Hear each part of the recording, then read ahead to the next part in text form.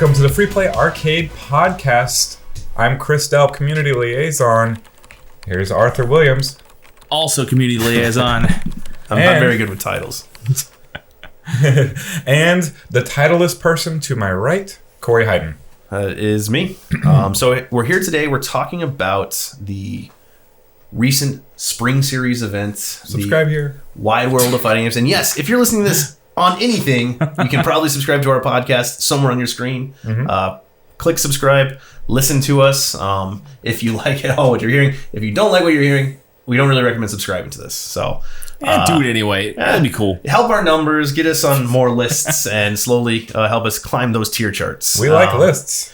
So we are here. We're talking about this awesome recent event, the Wide World of Fighting Games, newly branded this year for Spring Series 4.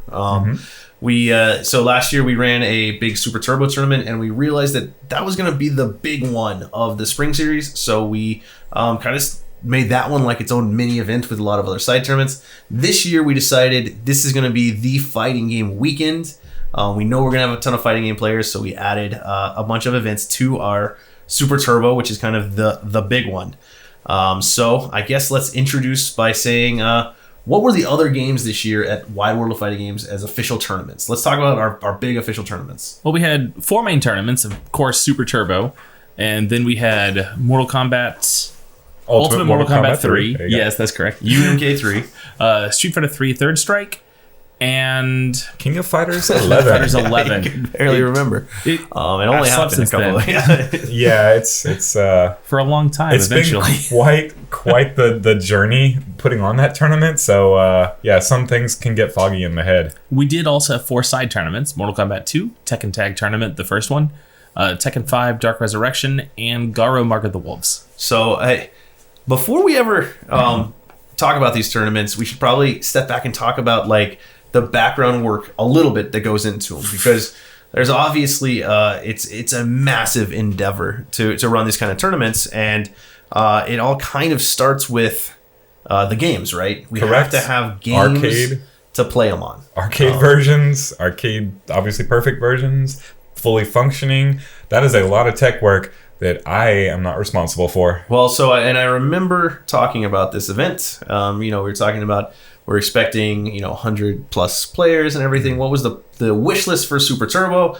And it was 5 versus cities, which we correct. had 5 versus we did cities. That, and so then I said 5 dedicated to Super Turbo. Yeah, we had 5 Super Turbos. We had 9 total in the building. And then I asked kind of what we needed for Third Strike based on our estimated, and y'all said we needed 3 dedicated verses for Third Strike. So we had 3 dedicated verses for Third Strike, and then we just brought one of my ideas as like an event promoter was to make this also about give people who came a lot of things to do. So obviously Wide World Fighting Games, we brought out a lot of our cool obscure fighting games. We set up some consoles. We had we kind of went all out as much as we could fill, and we definitely filled that arcade full of fighting games. So we had another versus there playing a 4-button game that we brought because we thought Plasma it was fun. Sword.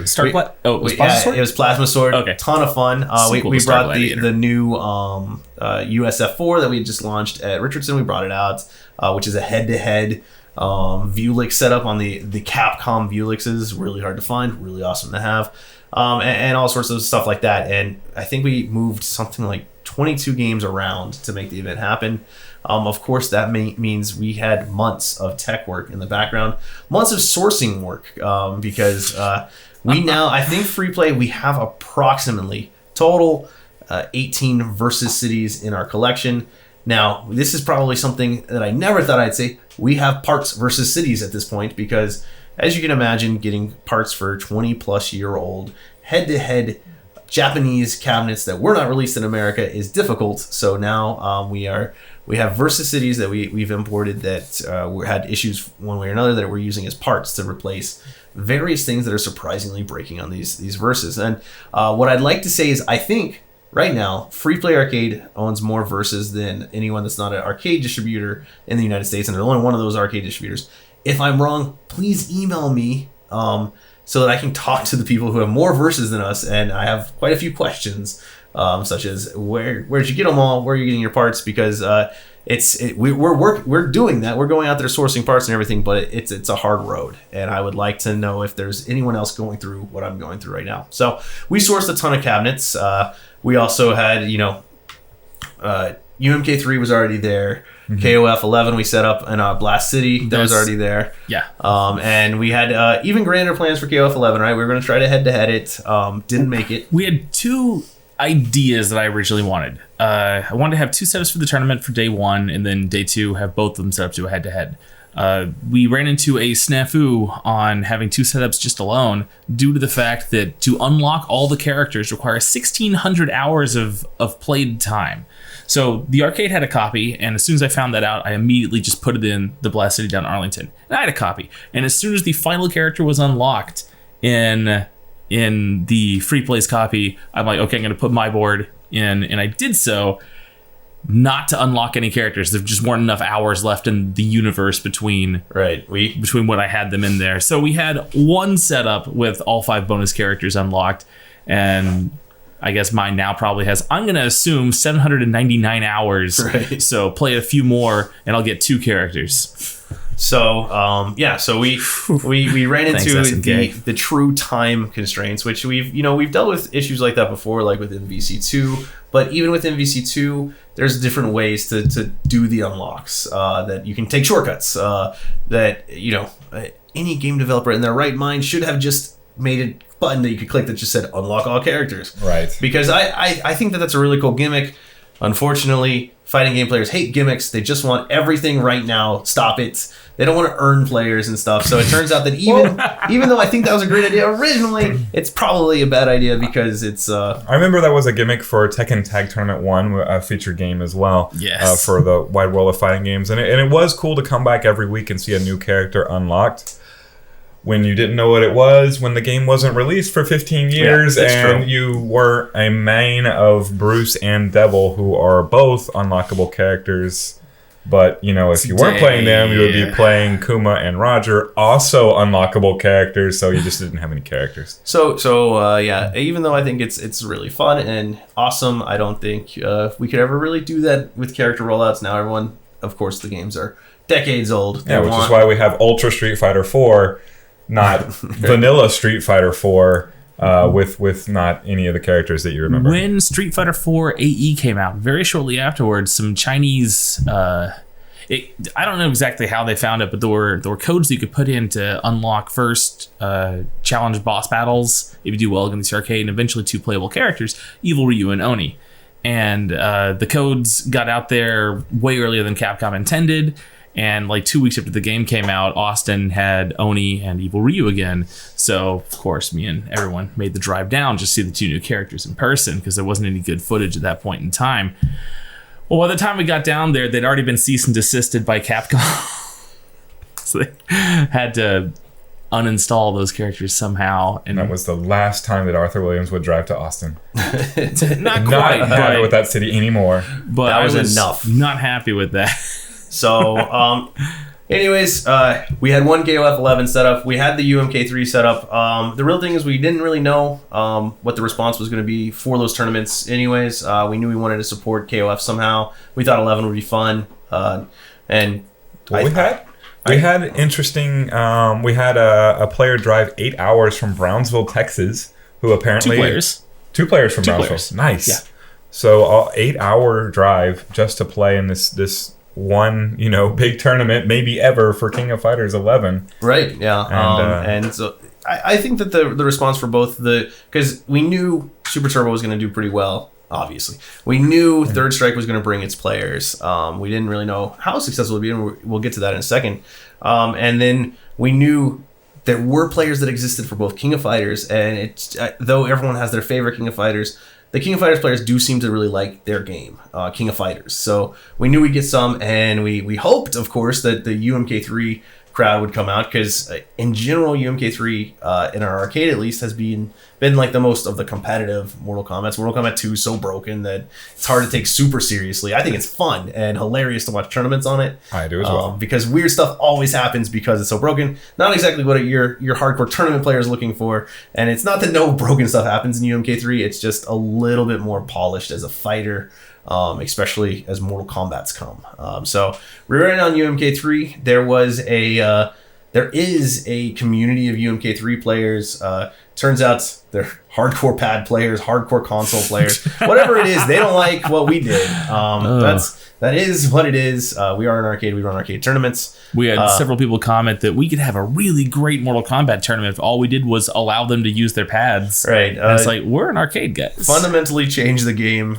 Sorry. And none of those players showed up, which is their thing. I mean, one did. Oh, did they? Yeah, one did, and he did take top 8, and he was talking about how he only plays on pad and how the big tournament every year, I can't even remember which fighting game tournament it's attached to, would have up to 28 entrants. Are we talking about Biggs from Oklahoma? Yes, okay, Biggs came from Oklahoma. And I met him when I made a trip out to Oklahoma a few months ago and participated in a Super Turbo tournament out there. I met Biggs. He actually lent me his joystick for Kumite in Texas Street Fighter 4 last year, so thanks, Biggs. I appreciate it. Well, and came out and supported a UMK3 tournament even though it wasn't on his pad. Right, which that is the kind of stuff that we've loved. We think is really cool to see people that love games and are willing to, play in things that aren't necessarily exactly tailored for them just because they love games. That's amazing, and that's you know what? I love the best players. I love the all-time greats, all of that stuff that happened with these games. Well, my favorite player in the entire world is someone that just likes to play.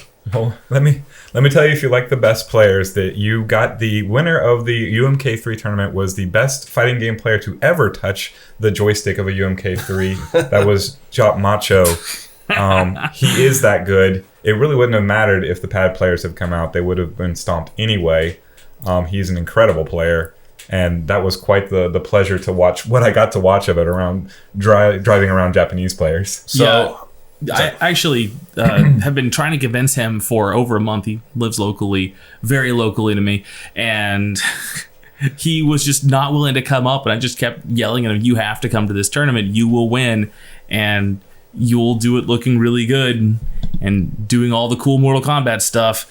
And the week beforehand, he messaged me. He's like, all right, give me the link. And I'm like, yes. Yeah. You can so we can go ahead. I say let's hop right into the results of UMK3. I feel like it's a good spot to do it if you have them up. Sure. Let me just load it up real quick. So UMK3, $1,000 on the line, $1,000 pot. And how these tournaments were set up, just by way of background, you could buy a competitor pass for $30. That included 3 days access to free play, which is a $30 value. And then each game cost $5 to enter beyond that competitor pass. And you could enter all 4 of the main games that we discussed previously. Looks like our... And so we ran UMK3, $1,000 prize pool. Did that pay out top 8? It paid out top 8. There were 22 total entrants. Looks like our top 5 was Brandon Coles, who was actually the Spring Series Mortal Kombat 2 champion. Biggs, the aforementioned Biggs. From Oklahoma? Yeah. Rizwan and E to the NG took 4th and 3rd, who were in town to play Super Turbo and thought, why not? Obviously great fighting game players. Oh yeah. Incredibly technically proficient. And E to the NG had a background in it as well. He was... Things like timing and stuff can translate pretty well between games. You might not, learn all the nuances, but great fighting game players are great fighting game players. Mm-hmm. Quite. Multiple time Tuesday Night Fights Mortal Kombat champion Paul Brown picked up 2nd. And 1st, and undefeated, and unsurprising to anybody who has ever faced him in a tournament before, is Jop Macho. Eric. Well, he's invincible. In another podcast, we talked about advocates for game, and Paul Brown is generally the Mortal Kombat advocate, at least that I know of. Correct. And he just loves it when people are playing the game with him. And I thought it was actually really good to see in a competition that had some, maybe not the best UMK, although no, there was some really high level play there actually, and to see Paul Brown do pretty well was good, especially after all those people on the internet thought they'd talk trash for whatever reason. They thought they'd want to talk trash. I thought that the level of competition was insane, and yeah, like you were saying, it's not like those guys were going to come anywhere close to winning this tournament anyways. So no. I didn't think they were going to. If Jop was going to show up, and he did. Well, right. and he did. He won. First place won him $500. So 50% of the prize pool. Sounds right.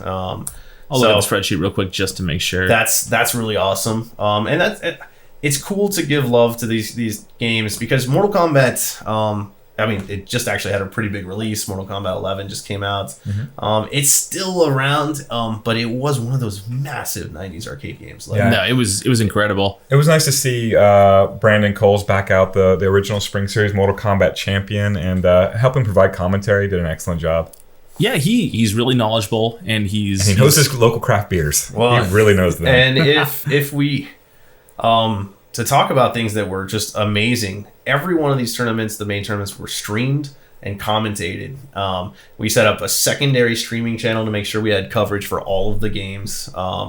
And the finals were all streamed, commentated on Sunday. And if you think about that, if you've ever done streaming, which I hadn't before free play existed, having 2 mobile stream setups set up temporarily for a big, huge event, with 2 channels going, commentary, that is a lot of work. It is a lot of work, and I am excited to say that we still have all that equipment, and it means that we will be streaming more on that level of quality going forward. I am super excited about the next year of streaming live from Free Play Arcade, something that really should be impossible, but we're doing it, and we're going to do it even better this year because of the wide world of fighting games. A little more about the stream. We've been cobbling together a new setup since October, and we finally had the finalized form of it. When was this? About February, I want to say. Yeah. I'm like, okay, this is the way I want it. So then we ordered another one, put another one together, and from there we had just a really nice computer. It has 4 HDMI input ports, so we can handle more stuff from more sources for events that we have not yet run. Well, I'm not aware of another arcade that has made such an amazing investment in streaming, because it's not only part of keeping up with the times, it's part of making sure that we're leading the way, right? So, well, we are, because I've heard about 1,000 times in the last 2 weeks that we have the best looking stream out of an arcade ever. Well, I've watched a bunch of streams before, and I've watched our stream before, and the production quality at the Wide World Fighting Games was something I'd never seen at any of these tournaments. And I've watched like those massive tournaments where they have live hosts and everything. This one was, at least on the best level I've ever seen. And it's definitely the best fighting game stream I have ever seen. And beyond that, we are absolutely, like you said, on the cutting edge of things. I managed to convince a guy who was making a product that is not yet for sale to send me 2 of them to get the best possible video and audio capture from the arcade games to our computer. And that was giving me trouble keeping me up at night, because I was really afraid of how the Mortal Kombat 3 specifically stream was going to go, and it went great. Mm-hmm. And so I think you two did an unbelievable amount of work, right? But it's probably good to go ahead and say thanks to a ton of people who were volunteers, killing themselves to make this stuff work. And it's, we have a ton of people that help us that are, either from our community or just love fighting games or just willing. I mean, it's really amazing. Commentators, right, producers, on down the line. Nicholas Germain produced the entire main stream. I think he left for a couple of moments just for Josh Featherstone, who also did the artwork, to step in as producer. Bang up job by Nicholas, by the way. And on the secondary stream, I had Josh Osa, who'd worked with me before when I was at Versus Gameplay, so I was quite familiar with working with him, and he did a great job on the side stream.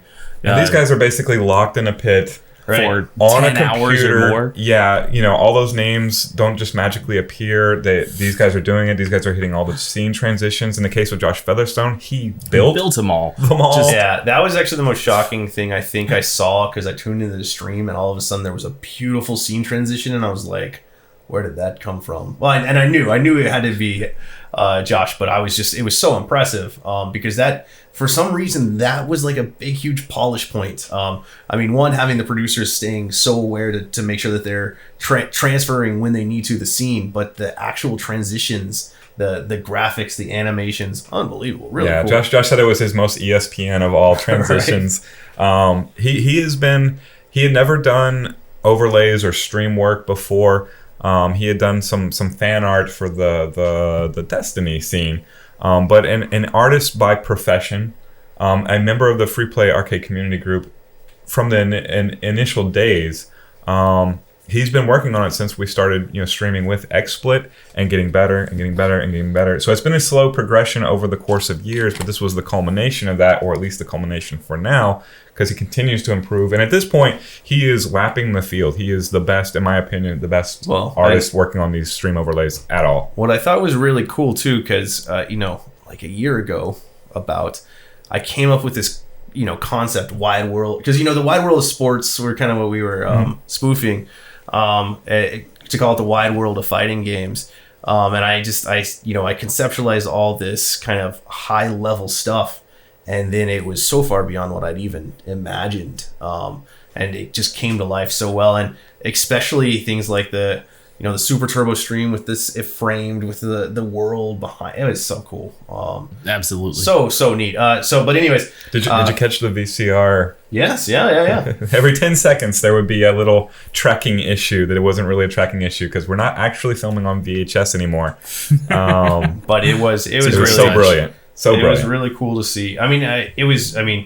It's not just us saying it was definitely the highest. Well, I'm saying it's brilliant because it was someone else's work. That was an incredible job of Josh Featherstone. The highest level of production I've seen on a fighting game event, and it was insane. All right, so we walked through UMK3, kind of the results there. Any huge surprises? Anything? Sounds like the player who was supposed to won. The surprise was that the players who didn't win hadn't heard of Jop before, and it was just kind of like, oh, well, you're about to learn. It was surprising that he came out of the house to begin with at all. That's true. And he picked up some money for his time, which is good. I was happy that he could do so. And it was a great tournament. It was well run. And I think that's probably about the player entrance. We hope to get 30, but that's around. I would expect 20 to 30. Yeah. And I would say, if you love UMK3, make sure you come out, play it. Paul Brown is a great ambassador for the game, and play it. Talk about it in the community group. Call him out anytime in the community group, and I promise you, he'll be there. Yeah, make it so that he's not the one always saying who wants to throw down some Mortal Kombat. You come in there and challenge him, and he'll gladly play with you. And that's why that community group exists. So, all right, so that was UMK3. King of Fighters 11 was actually the first tournament that ended, so if we were really going chronologically, we would start with it. Well, we had the smallest number of entrants at only 18, but still was a nice tournament, nice turnout. Next year, I would love to do another SNK game. Not this one, probably. Right. Well, it's interesting because though, like, the King of Fighters players generally will support King of Fighters, there's so many different SNK game groups in that whole genre. I selected this one personally just because of the history that Dallas had with the game. There were 3 different hotspots for people playing this back when it was new. We had it in the arcade Animation Town. There was a player, Dark Geese, who was for a long time the big torchbearer for SNK in America, and he lived up in Denton. And then at Pepsi Tony's, we had setups going all the time. So I, as a nod to all the old Dallas players, I figured, hey, let's have this, and several of them showed up. We had Ben Wynn, 2D Tony, Jeremy Withers, and OJ, all of them placed top 8. And, we played back then, they played today, and had a good time. So I was really happy that we could have this game in a tournament. Well, and I think it was really fun to watch. Like, it was nice because a lot of people would have expected us to go a little older, but it was nice to see. Because the art of the game is really, really awesome. It's really fantastic. Beautiful. It looks great. Yeah, every bit of that game looks good. I was actually seeing it for the first time while commentating it. Well, yeah, during the finals, and that's odd because I've actually competed in a tournament of it before, but it's still my first time seeing it because I was blindfolded for that tournament. That's a beautiful game.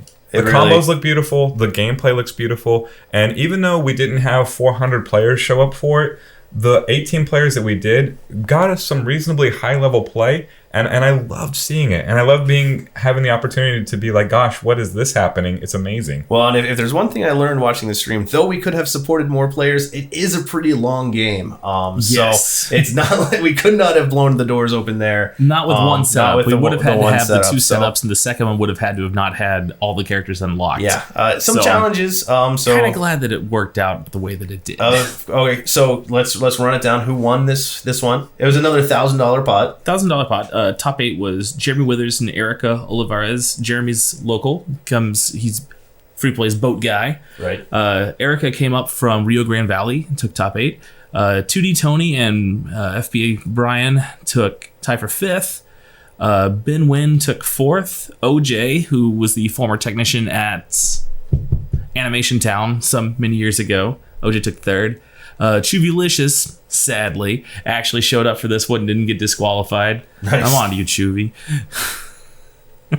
And Alex K-Dash from Rio Grande Valley won with no losses. He was an incredible player, and he played the absolute best team in the game, and I'm really glad that he was able to come up, win his game, and look good doing it. Well, and that's always, when we're picking these games, we're hoping that it attracts, the people that know, that love the game, that know the game, that want to come and play it and show that they are, I just love seeing these games put through their paces and what players are capable of doing with the characters, with the games. Man, I love seeing high level play of it doesn't matter the game.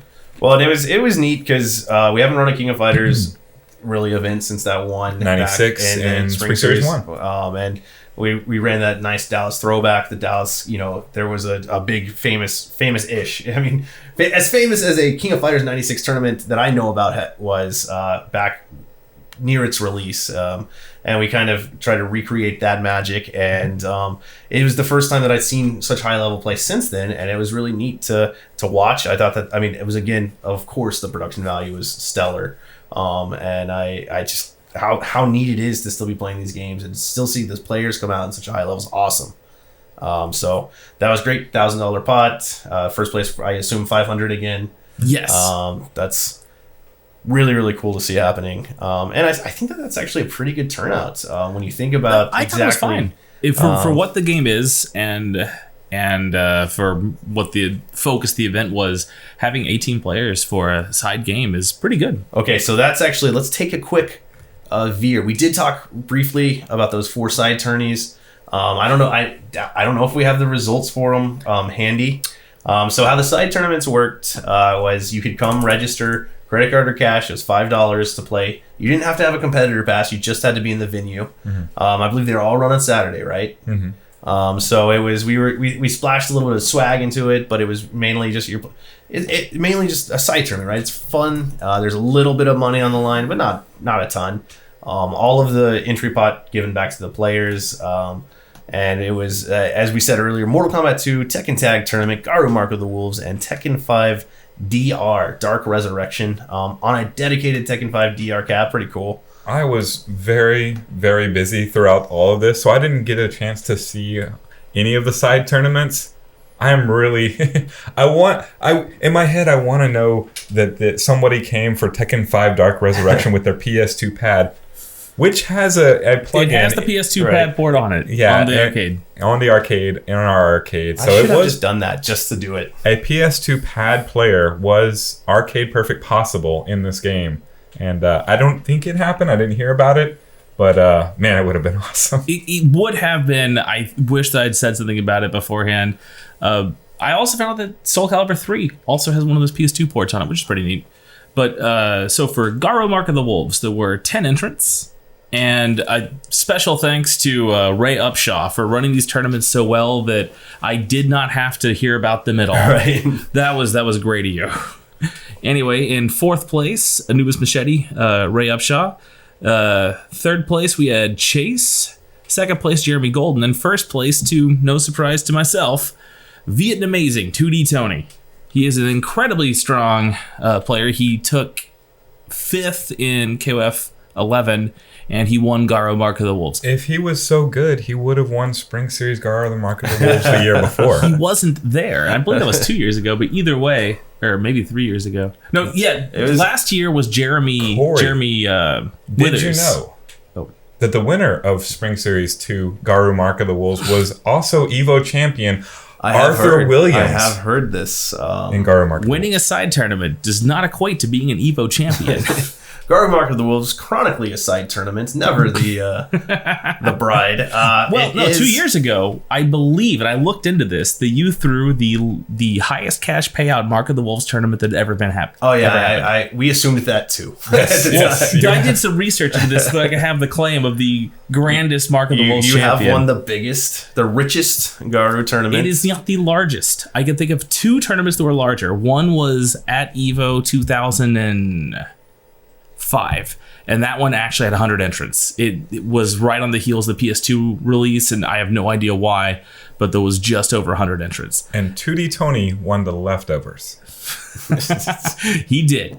Well, the second largest was Final Round 2010, I want to say, which had almost 50 entrants, and Justin Wong won, and I took third, I think. I don't know. Well, we have previously said that Garu might be the greatest fighting game of all time. I love it. It is great. And it is absolutely great. love it. And it is really, really well polished. They call it the third strike of the SNK world. Yeah. And it is a deep game, a beautiful game, and I think it earned its title. Because, we always call Martial Masters the best you've never played. Mm-hmm. Garu is the best you've probably played, but haven't played enough. Because it is amazing. I mean, it's no Kazuna Encounter, but nothing is. Okay. That cross-tag battle, man. Let's go to whichever result you have next. I got Mortal Kombat 2 up. And again, I don't know anything about this tournament, really, because I was not paying any attention. Thank you again, Ray Upshaw. Looks like 13 entrants. Top 4 was FPA Eddie, who has lately been traveling to great result in Third Strike. So he's been going to all the major Third Strike tournaments. He made top 8 at the Fall Classic. Yes. Brandon took third. Brandon Coles, the Mortal Kombat 2 champion of Spring Series 1. The top 2 players, I do not know their gamer tags. Power Up 54 took second. All right. All Too Easy won. Wow. The aptly named All Too Easy. Interesting that neither one of them, at least to our knowledge, were in the UMK3 tourney. All right. Which I know it's not the same game, but it's kind of, there's a lot of crossover between these two games. At least UMK3 players are normally also pretty good at MK2. As for Tekken Tag, top 4 was Butcher's Knight. I don't know him. That's I know him. Oh, yeah? ST player, Felipe. You may know his dog, the cosplaying Sandman Guzman. I do know Felipe. I just did not know Butcher's Knight. Kid Styles took third. From Houston. Okay. FPA's Matt, our resident tech down in Arlington, took second place. Congratulations, Matt. And Suprazenki. I don't know who Suprazenki is. The greatest Tekken Tag player to be in the building that day. Jop Macho is not Suprazenki. So, I told him he should enter because I am sure that he would have won all the games that he would have entered for Tekken 5 DR, Tekken Tag, and Mortal Kombat 2. But he's like, no, I'll enter the one with money. And I'm like, all right, fine. Well, I mean, there was, probably how many entrants for Tekken Tag? Maybe $80 on the line. I think the enigmatic Jop would have won with double random. He is legendary. All right, so did we already knock out DR? Tekken 5 DR is the final one. And its top 4 was John Cow took 4th, Nobuo took 3rd, Chase the Anti-Myth took 2nd, and the wonderful Suprazenki took 1st, losing his first match, then going straight out of the losers bracket, apparently thinking, I love this game so much, I'm going to double the amount of games that I play. We're going to keep forfeiting on playing the first one, moving on in the losers. So, I mean, I think it's really important, and I think my favorite things are sometimes these side tournaments because, that's when, it's a little, the stakes are much lower. It's a lot more about fun, but it's still about, playing with some kind of stakes. I think side tournaments have every bit of the prestige and championship quality of the main tournaments. I really do believe that Evo champion Arthur Williams. Thank you. I disagree, though I love them. They're so much fun. The nice thing, when you're running a 2-day tournament series like this, side tournaments, they generally aren't 2 days, right? They're over in a couple hours. So correct. It's a nice way, too, if you couldn't make it the whole weekend, you can come, still get some tournament action.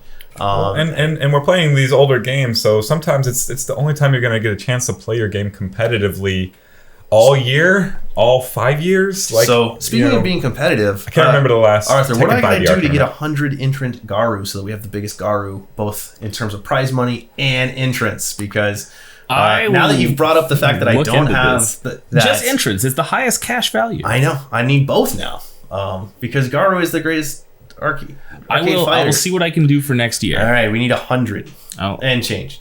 I would like to get 128 if it's possible.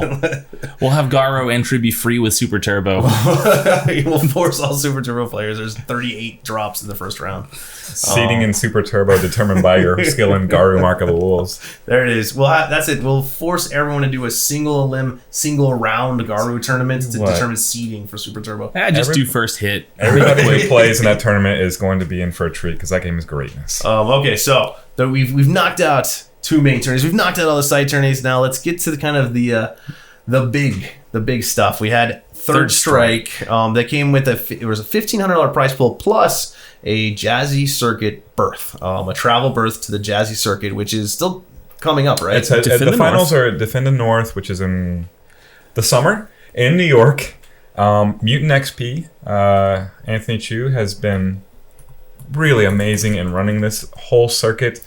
And yeah, all the winners from all the auto qualifiers are being flown out there, including our champion. So it's well, and we've talked. It's really about, an amazing event that he's put on. It's today, July 19th through the 21st. There you go. In New York City. We've talked about people being dedicated to their games, and that's how you grow the community. Now, there he is gone beyond anyone that I'm aware of to make sure that his game is still being played, getting the love that it deserves.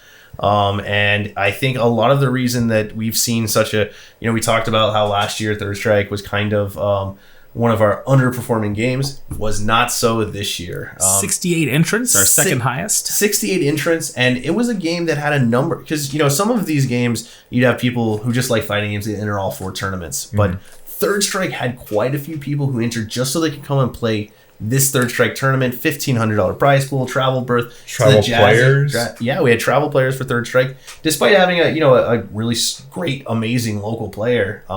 It was so cool a number of great local players, but it was so cool to see people some of the best in the country coming to play Third Strike at Free Play Arlington. Amazing. So I guess let's walk through any surprises in the tournament, anything. Well, for starters, we had 2 pools with 68 entrants. That was more than I was comfortable with, having only 1 pool. We had to run on Smash GG, so the brackets are a different spot, but I have them up already. Okay, great. Top 8 was in... Let me see if I can figure this out. Okay, top 8 was Kev and Izco from... Kev, I believe, from Houston, and Izco, I'm not sure. Katie Alpha and the Lance Show. DJ Izco is a tournament organizer for Third Strike. Where is he from? Is he from Houston? Houston or Austin? I can't remember. Probably from Texas. Yes. Definitely from Texas. Katie Alpha and the Lance Show taking tie for 5th. Then after that, Luke taking 4th place. Exodus... I still owe Luke for destroying me in the Third Strike tournament at Texas Showdown last year. Oh, yeah. Luke's from Austin. Katie Alpha, I'm not sure. I wish that I could remember exactly which city these guys were from. I have it written down in a spreadsheet somewhere, but I'm not going to look it up right now. I mean, it sounds like a pretty well-traveled bunch. Oh, absolutely. Regionally, quite a bit, and also we had some from out of the region, which we'll get to. So Yuki took 3rd. He's our hometown hero. He has lived in Hawaii, lived in Japan, and become... not only one of America's top Third Strike players, but also the world's greatest yo-yo champion. What's really funny is it was so funny because you could tell the commentators were like, if I know one thing about Yuki, it's that he can yo-yo the crap around everyone. Like they were like, he's the greatest yo-yo person ever. And they'd be like, he'd lose around and they'd be like, oh man, the yo-yo champ on the ropes. And then he went around there like, come back for the yo-yo king. And I was like, whoa, I definitely know that he yo-yos. I may have had to inform them of that when we traveled out together to Canada Cup, and they thought he was just a Japanese player of no note, I guess. It was an interesting trip that time. No, if you search for videos, you can find plenty of yo-yoing videos for Yuki, and it's insane. World Championship winning yo-yoer is also one of the best Third Strike players around. So yeah, he was using Yoon, which was kind of new to me. I realized that at this point he can use any character in the game, but I don't know that I've seen him play Yoon that much. I haven't watched nearly as much Third Strike as I'd like to have. Well, last year he won the entire tournament undefeated using Q. Yeah. Every time I play him, he's using Q. I mean, I'm not bad at the game. On a scale of 1 to 10, I put means he myself at thinks a you're 5 or a bad. 6. Well, the other day when he was clowning on fools with random characters and we were doing first to 5 sets, he picked Makoto against me. So I think maybe he respected where I was coming from, that he'd have to actually use a character. I think that he didn't have to use a character to beat me. Well, what you gonna do? What I definitely saw, or at least I learned from the people who knew more about Third Strike than me about the top 3, was that any one of them could have won. Definitely. It seemed to be no one was sure what was going to happen, but it was these 3. It seemed like the consensus, they were the best players, the best 3 in the tournament, but that any given day, one of them could beat the other. Seemed to be what was being said. They were head and shoulders above the rest of the field, and Yuki lost to Exodus? Ryan and Exodus. So Yuki took a decisive 3rd place. Exodus, who's already won one of these Jazzy Circuit qualifiers, so he's already auto-qualified, took 2nd, and Ryan took 1st. Ryan with his oppressive Chun-Li. Like, whew, that was... Yeah, I believe he just got through living in Japan for 4 or 5 years and moved back to the Southern California area. And I believe stayed with Yuki. So Yuki flew in his own competition. Right. Well, and if you haven't... By the way, that's the type of player that Yuki is. He just wants the competition. Well, and if you haven't heard on previous podcasts that were our fighting game podcasts, we've talked a lot about players, how the level of play just on average in Japan on Third Strike, Super Turbo, numerous fighting games is super, super high. Especially these retro where... In Japan, they've never lost their arcade scene. There are players there that have been playing it since the game came out and have been able to have a scene the whole time. Yeah, Street Fighter is part of the culture of Japan. And in fact, if you walk through Akihabara, you will, I guarantee, hear some sort of Street Fighter theme music playing from various storefronts. So, Street Fighter Super Turbo is having its 25th year of being played this year, 25th anniversary. Third Strike turns 20 this year, which is pretty exciting. Right. And that's why this Jazzy Circuit happened to begin with, and sort of why this revival has been taking place. Well, and if the numbers indicate anything, there's definitely more interest in Third Strike. I think the Jazzy Circuit's played a huge role in that. Likewise, and I hope that it continues for next year. And it's been great seeing the players just at our location practicing just to participate in this Jazzy Circuit, participate in the celebration of Third Strike. So it was $1,500 prize pool. First place got $750. First place got $1,000. Oh, nice. Oh, right, because we wanted to make sure that they had sufficient funds for their travel. Because travel was being provided by not us as we normally do, but the Jazzy Circuit itself. So we want to make sure that they had a nice chunk to go travel with. Right. Yes. We wanted to make sure, and so I'm guessing. I mean, those top 3 are they? I don't know enough about Third Strike. Are those going to be the 3 of the favorites if they all go to the Jazzy Circuit? I would kind of expect all 3 to go. I mean, Yuki hasn't won an auto qualifier, but the other 2 have. And yes, I would say so. I would suggest to Mutant XP that he have another unannounced auto qualifier called Yuki's Texas Showdown auto qualifier. Isn't Texas Showdown an auto qualifier? It is. I don't know if Yuki will go or not. Right. So I hope you go, Yuki. Yuki go. Yuki just loves the game so much. He just loves to play, right? So he's not necessarily always. And if he's going to travel, he wants to travel to Japan. That's how he feels about it. So if I do respect that too. Yeah. If you want to fly him out, then he will probably listen to you. But if he's going to fly himself, he's probably flying to Japan and playing some more. Fair enough. That's a respectable decision. He definitely earned a lot of qualifying points. Maybe the most. I'm not sure exactly how Mutant XP is doing this, but since the first 2 have already earned auto-qualify points, maybe they don't get points. And if so, then he was the highest placing non-auto-qualified player. And so that was a lot of points. Well, let's... Third Strike, super impressive, but let's get to what is the undeniable main event of the... Wide World of Fighting Games. It's been building for years. Our very first spring series, we announced a tournament on Street Fighter 2 Super Turbo. We still had IL sticks. It was on a big blue. And it was, we had 64 people register without even knowing what to expect. It was really awesome. No travel players. Right, no travel players. Just local people trying to play Street Fighter 2 for fun. That's how we roll in Dallas when Super Turbo gets whispered. Well, and it was really neat to see at the time, because it was, we were the only arcade really that had any kind of games at all that were like this. So everyone was just like, wow, I want to make sure I support this growing scene. Mm-hmm. Second year was, I think, a similar number of registrants. Third year was when we kind of blew things up. We had travel players from Japan, qualifiers and other places, $5,000 prize pool. And then we come to this one, $10,000 prize pool, 4 Japanese auto bursts that we flew in. Five, but we had a unfortunate incident. We had Odo-chan, Yaya, Murasaki, Matsun, the great Chem player, and Suji was scheduled to be here. His plane ticket was bought and everything, and unfortunately his father fell ill and actually died the first day of the Wide World of Fighting Games, so he could not make the trip. We did a moment of silence for him before the top 24, and we wish him all the best. We know he's doing okay. We've seen pictures, and we really hate that we missed out on that. Well, and all of these Japanese players, of course, are incredibly professional. They are some of the best Street Fighter 2 players that have ever existed. Odo-chan generally considered the greatest of all time, the GOAT of a game, which is just awesome to see him in Arlington, Texas. Right? It's quite far from his home in Osaka, and it's really amazing to see. So then we had 2 qualifiers, one in LA area, one in New York City. Mm-hmm. We flew the champions out from there. All top 3, in fact: Afro Legends, El Trouble, and Rizwan. Not necessarily in that order, but they're all just way, way, way better than me. Right.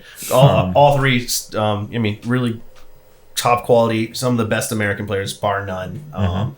Well respected throughout the world at Street Fighter, not just America. Yeah. And then our New York qualifiers. Yeah, that had Damdai, Technical Monkey, and Zoolander. All 3 way, way, way better than Arthur Williams. Oh, quite. They did become in the tournament. So that's I didn't play Damdai, but he would have beaten me too. Right. I'm not so sure. Wait, I am sure. I am sure. That's the thing. If only you'd played Damdai, then you would have won the tournament.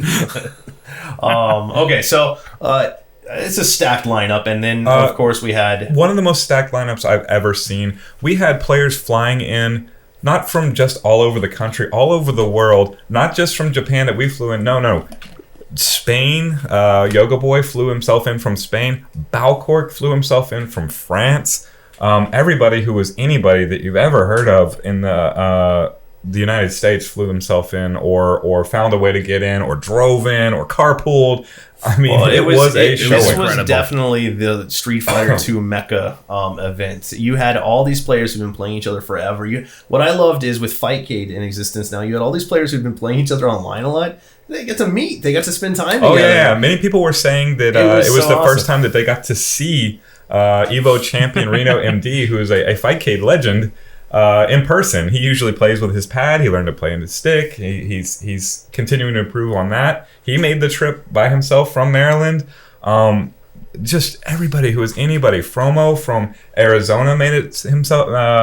He was available. So fun to watch too. He was this crazy Blanca just doing crazy mad things. And it was incredible. It's probably a good time to go ahead and say we have the tournament on Twitch. You can go to our Twitch, and if you want to watch the action, is that true? Is it on Facebook? It's on YouTube. YouTube is where you would have to go to find it. So if not on this channel, but on if you search Free Play Unofficial Community Group, they have uploaded each match, I believe, annotated it, and we'll have a wrap up video as well on this YouTube channel. Right. But you can watch the complete coverage of the Super Turbo event from the pools, from the very first pool match all the way to the last match of Odo-chan versus Murasaki.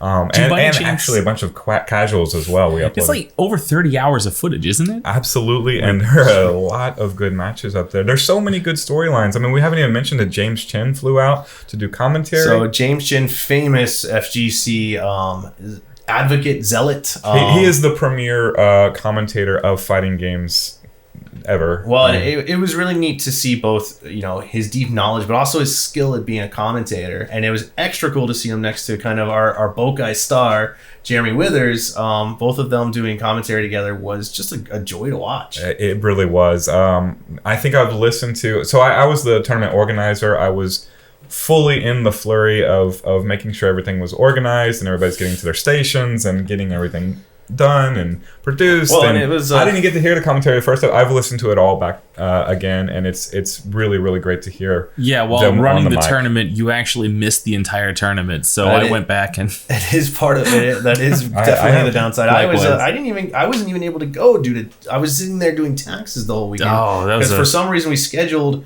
a major tournament series on April 14th, which means the very next day I had to turn in Free Play's corporate income taxes. Well, next year let's shoot for the 23rd. Right. You got to watch quite a show or listen to quite a show. But it was really nice because it was probably like the best stuff ever to watch because I was able to capture like all this amazing action.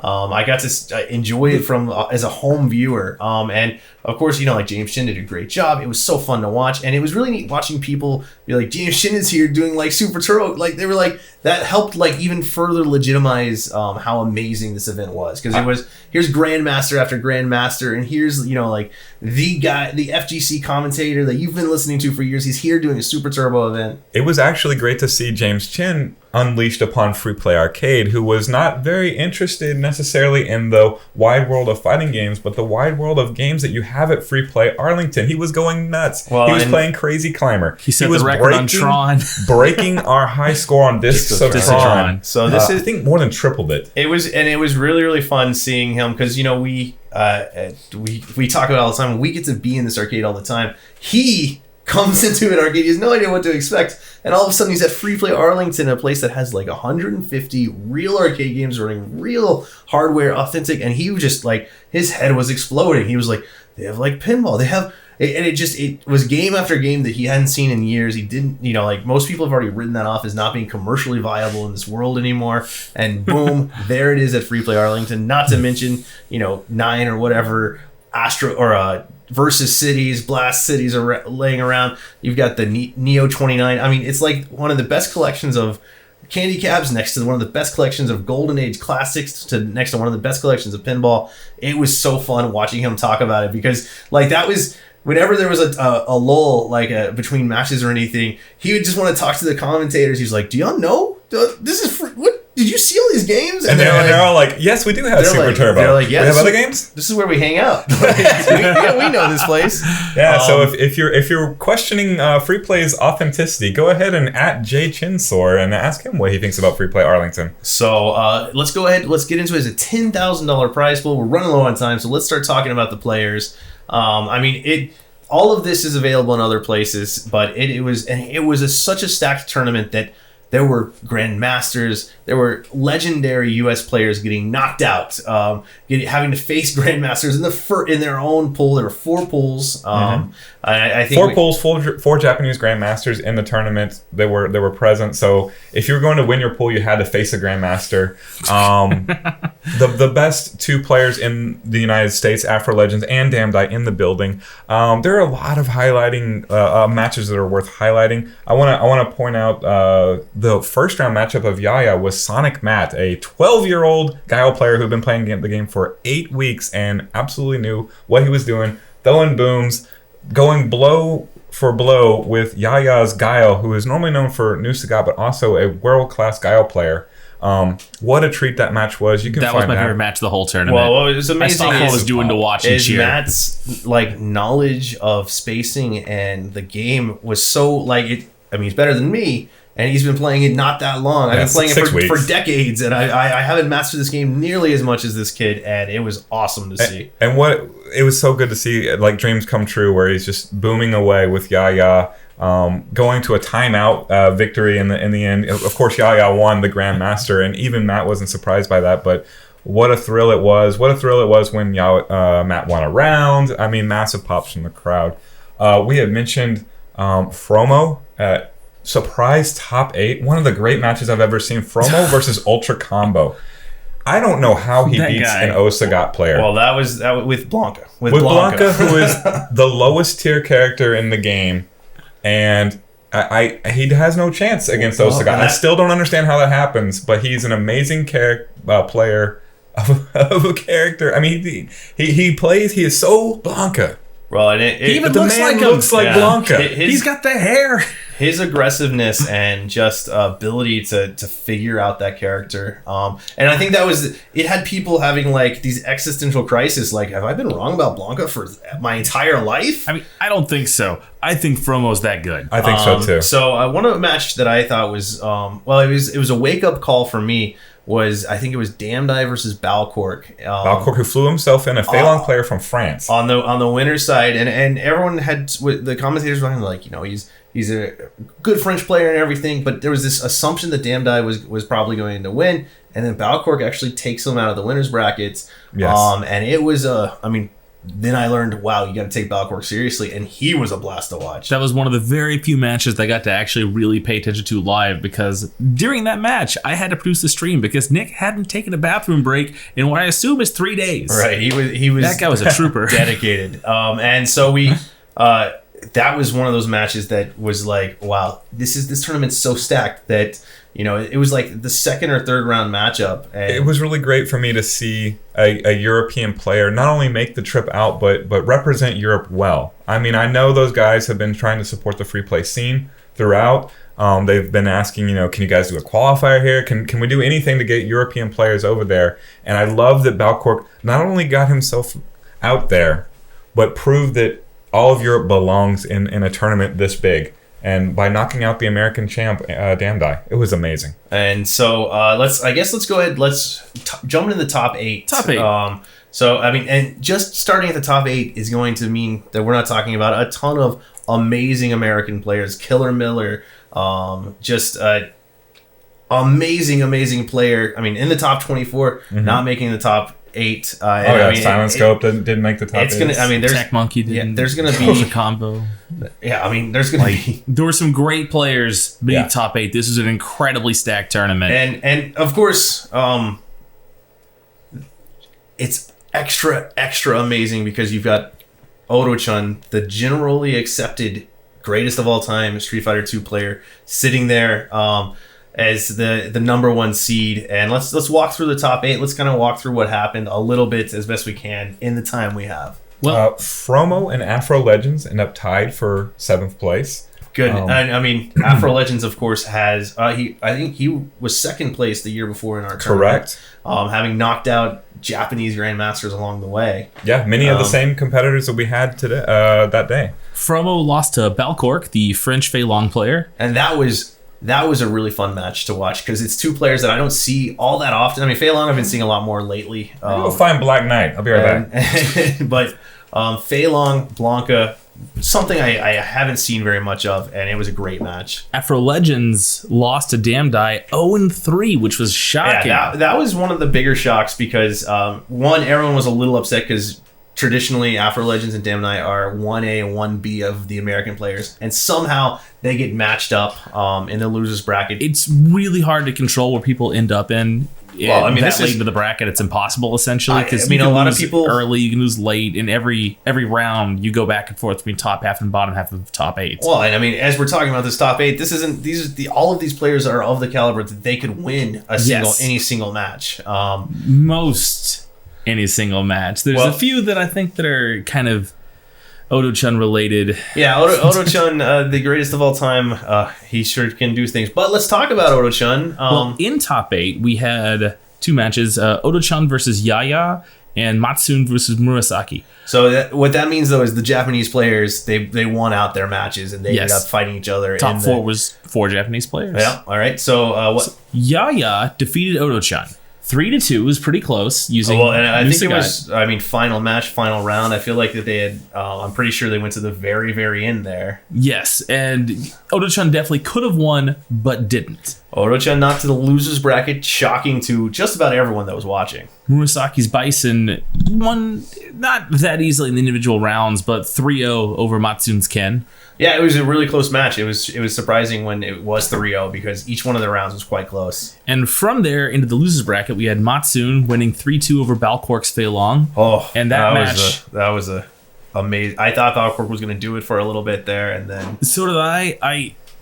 Matsune is so fun to watch. I don't want him to lose, but at the same time, I would love for the French player to get a win against a Japanese player. I don't know. It was not meant to be. Balcourt got himself a round victory, and Matsune answered so fast with one of the most ridiculous combos you'll ever see. It's already easily the most viewed clip in our Twitch history. Go check that one out. I believe it's just titled "Hold My Beer." Yeah, it is. Man, Matsune can play. He absolutely can, and he's just incredible. And after that, Odo-chan beat Damn Die 3-0.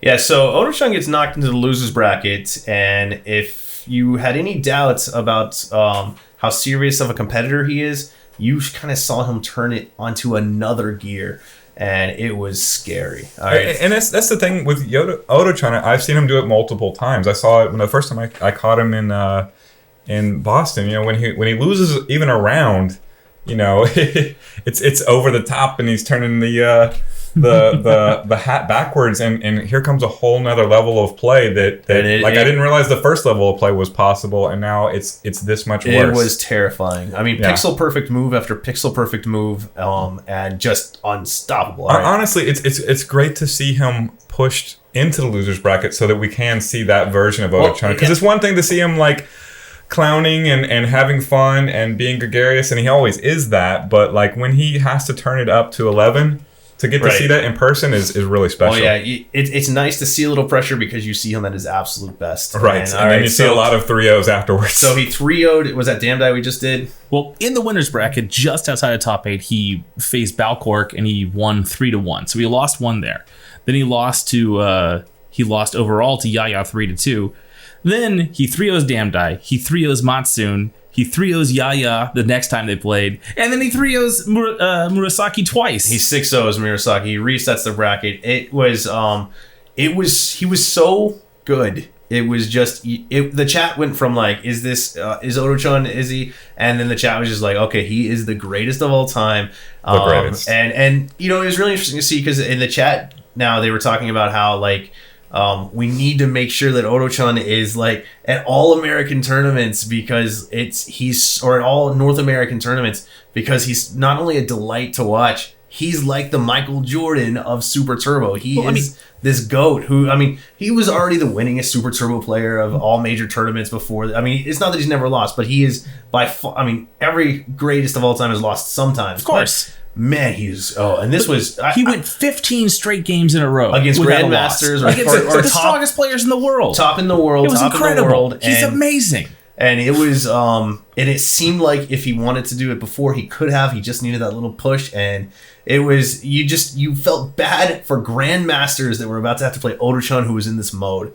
So Odo-chan takes down the tournament. He wins $5,000 cash.